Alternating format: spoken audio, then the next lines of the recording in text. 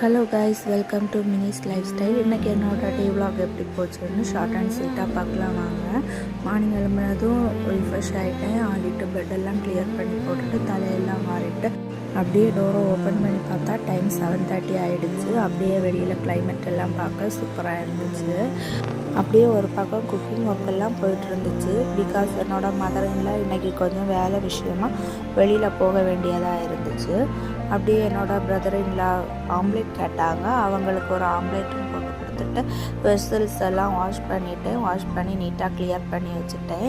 நைட்டே வாஷிங் மிஷினில் துணி போட்டிருந்தேன். அந்த துணியெல்லாம் எடுத்து நீட்டாக காய போட்டுட்டு பாப்பாவோட ட்ரெஸ்ஸையும் வாஷ் பண்ண போட்டுட்டு மார்னிங் பிரேக்ஃபாஸ்ட்டுக்கு புட்டு தான் பண்ணியிருந்தோம். புட்டும் பழமும் வச்சு பிரேக்ஃபாஸ்ட்டை முடித்ததுக்கப்புறம் 1 hours கழிஞ்சு பாப்பாவோட ட்ரெஸ் எல்லாமே வாஷ் ஆகிடுச்சு. யோகட் மேக்கரில் ப்ரிப்பேர் பண்ணுறதுக்காக பாலெல்லாம் ஊற்றி வச்சுட்டேன்.